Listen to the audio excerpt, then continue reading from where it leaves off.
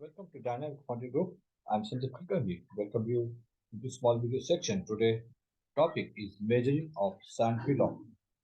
So let's start the video. Sand pillow or sand sticking is a very important aspect of this sand molding.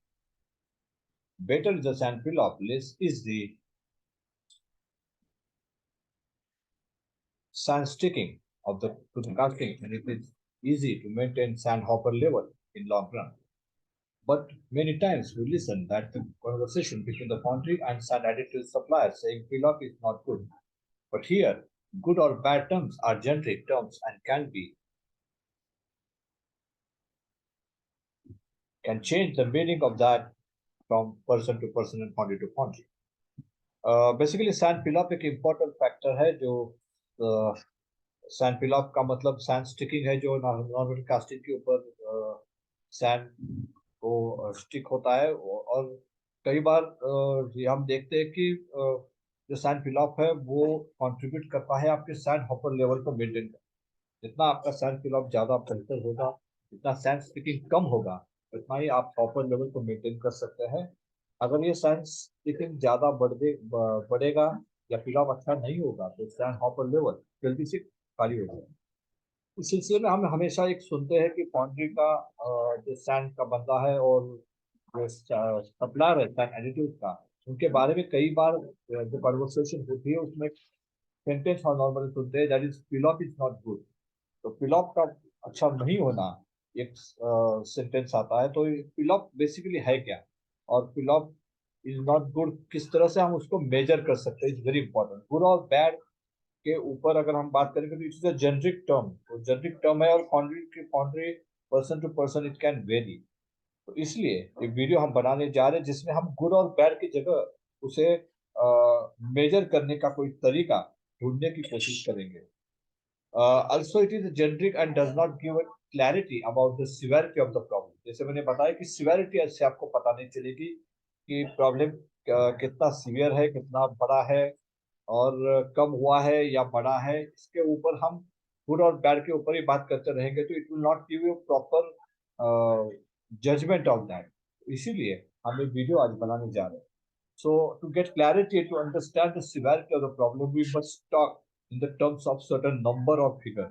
तो यहाँ पर number या figure के ऊपर अगर हम बात करेंगे तो डेफिनेटली इसका जो अंडरस्टैंडिंग है वो ज्यादा सही होगा और हम उसके ऊपर हम एक्शन भी सही तरीके से ले पाएंगे। तो the measuring of pileup is important. Pileup का मेजरमेंट इम्पोर्टेंट बढ़ जाता है। It is said things which can be measured can be. ये कहा जाता है कि जो चीज हम मेजर करते हैं, जो इसका इसके जिसका हम मेजरमेंट करते हैं, जिसे आप नापते हैं, उसे इम्प्रूव करना आसान हो जाता है। तो सिमिलरली शायद पिलॉप को भी अगर हम मेजर कर सकते हैं तो definitely we can improve on that as well.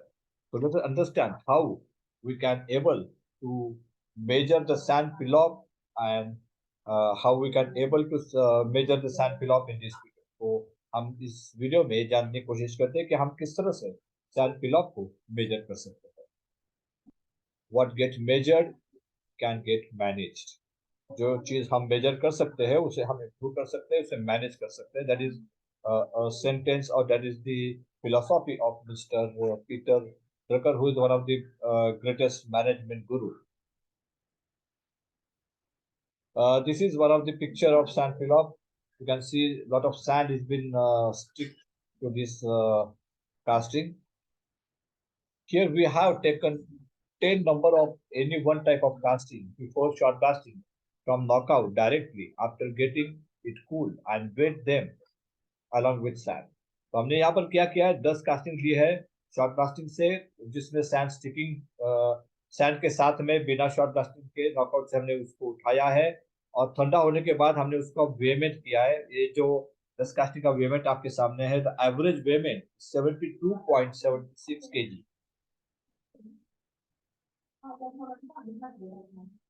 These 10 numbers are now sent to shot blasting, and after shot blasting again, without degating and without removing any flashes or anything, we are going to wait those 10 castings, similar 10 castings. After shot blasting, we are again weighing it, and the average weight here is 67.45 kg. जो पहले वाला wait था हमारा that was 72.76, now it is 67.45 kg. So the difference is 72.76 minus 67.45 is 5.31 kg. तो इसका मतलब है it is around 7.29. ये weight difference क्यों है? Because in short casting we have removed all the sand.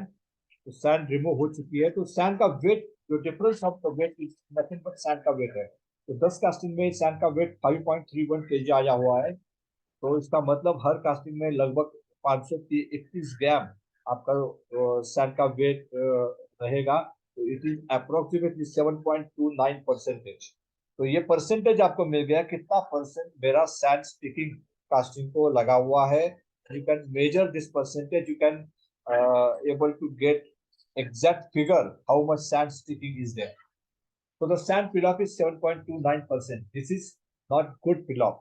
ये अच्छा fill-up नहीं है, क्योंकि we can make a thumb rule that the sand fill-up normally should be below 5%. अगर ये 5% से नीचे है, it is called as a good fill-up. अगर 5% से ज्यादा है, तो इसका मतलब है कि आपका fill-up ज्यादा है. You have to work on the sand fill-up reduction with the sand supplier and with the process that we are following in the sand system. So sand sticking is more, which can result in reducing the hopper level. अगर जितना sand ज्यादा जाएगा, इतना उसका मतलब है 7% sand आपका बाहर जा रहा है, जबकि आप 3 से 4% sand ऐड कर रहे हो। 3% का जो डिप्रिसिएशन है, जो डिफिशियंसी है, वो डिफिशियंसी धीरे धीरे बढ़ती जाएगी और उससे आपका जो हॉपर लेवल है वो धीरे धीरे कम होता जाएगा, and you are not able to maintain the hopper level. So this is a good fill-up, we can say. जब हम उसके ऊपर एक्शन लें, एक और ट्रायल मैंने यहाँ पर ली जिसमें मैंने सैंड फिल-अप को मेजर किया है। 10 कास्टिंग और मैंने ली थी, जिसमें जो एवरेज वेट है 10 कास्टिंग का before short blasting was 45.92 kg। तो 45.92 kg उसका 10 कास्टिंग का एवरेज वेट आया था before short blasting, and after short blasting same casting shows the weight of 44.75 kg. So the difference is 1.87 kg in 10 casting. So the average is 4%. So the 4% average fill-up is there. So this 4% average fill-up is good because we can say below 5% of fill-up is good. So 4% fill-up is acceptable to us. So anything about that need to be taken for the immediate action. इससे अगर 4% 5% से ज्यादा fill-up है तो आपको action लेनी है immediately, उसके ऊपर आपको काम करना है। and you have to solve the problem to improve the sand fill-up properties, and thus you can able to save your sand hopper level. So the hopper level gets maintained, and so sand temperature remains required in the required range, and sand properties and the casting quality also get maintained. So how you can measure the sand fill-up? A separate video will be there made on how to improve upon the sand fill-up. Sand fill-up को कैसे improve किया जाए, इसके ऊपर एक अलग से video बना हुआ है, तो आप उसे जरूर देखिएगा। And you can get some clarity, some guidelines for that, जिससे आपका कास्टिंग सैंड फ्री आएगा। नॉकआउट स्टेज पे कम से कम सैंड आएगी नॉकआउट स्टेज पे, उसके लिए क्या क्या गाइडलाइंस है, क्या क्या पैरामीटर्स है आपको मॉनिटर करने, उसके ऊपर एक अलग से वीडियो है, उसे जरूर देखिए।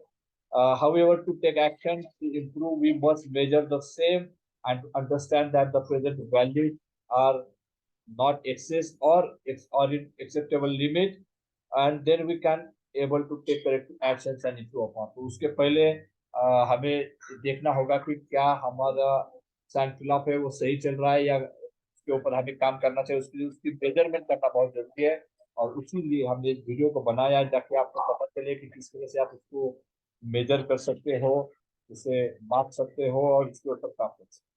तो इसी के साथ ये वीडियो मैं खत्म करता हूँ।